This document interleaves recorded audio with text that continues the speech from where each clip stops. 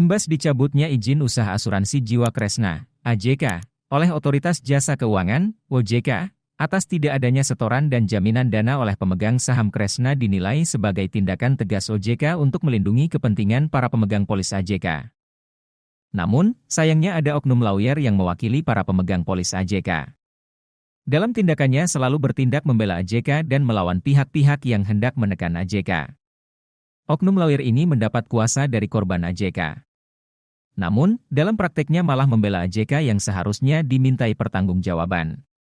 Patut diduga ini oknum lawyer menerima sesuatu atau ada konflik kepentingan sehingga bertindak tidak sesuai hukum. Ucap Kadif Humas LQ Indonesia Law Firm, Advokat Bambang Hartono, SH, MH. Oknum lawyer itu dalam keterangan ke media, malah mengancam akan mengugat OJK yang sedang menjalankan tugasnya menindak AJK yang gagal bayar dan tidak memenuhi janjinya dalam membayar kerugian pemegang polis Kresna. Patut diduga tindakan oknum lawyer ini menghasut para korban untuk mengugat OJK adalah tindakan melawan etika dan menghalangi penyidikan dan upaya penegak hukum dalam menindak perusahaan keuangan bermasalah.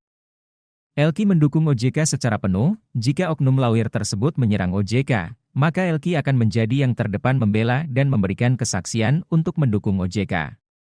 Bahkan, LQ mempertimbangkan untuk mengambil langkah hukum dan mengugat oknum lawyer tersebut yang terbukti mengacau dan merugikan para pemegang polis dengan modus PKPU dan pemberitaan yang terbukti salah sasaran dan akhirnya para pemegang polis dirugikan lebih lanjut.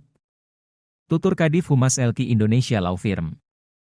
Kresna Life atau AJK diketahui merugikan para pemegang polis Kresna hingga 5,7 triliun rupiah akibat dugaan penipuan, penggelapan dan pencucian uang dengan mengalihkan dana para pemegang polis ke perusahaan afiliasi Kresna Group. Seharusnya semua pemegang polis Kresna dukung OJK dan pihak kepolisian untuk menindak tegas para direksi dan pemilik Kresna Life yang diduga keras mencuci uang dan dengan sengaja mencuri uang para pemegang saham. Namun, mafia hukum dan pengacara brengsek banyak beredar yang tidak mengenakan biaya ke para korban namun menerima kompensasi dari pihak lawan. Ini sungguh melawan etika dan bahkan aturan hukum sebagai advokat. Alhasil dengan berkeliarannya oknum pengacara macam ini, korban makin dirugikan. Lanjut Advokat Bambang Hartono, SH, MH. LQ Indonesia Law Firm meminta agar Bareskrim Mabes Polri terutama tim Tipideksus untuk mengembangkan penyidikan dan menjerat serta Michael Stephen dan Ingrid Kusumojoyo selaku komisaris dan pengendali perusahaan Kresna. Jangan berhenti dengan pendiapan Kurniadi Sastrawinata sebagai tersangka, melainkan telusuri aliran dana dan pengendali Kresna, karena uang tersebut diketahui mengalir ke perusahaan afiliasi Kresna untuk kepentingan pemegang saham atau pengendali. Mabes Polri harus menang lawan penjahat kerah putih basmi hingga gembong dan otak intelektualnya. Tutup Kadif Humas LQ Indonesia Law Firm secara tegas.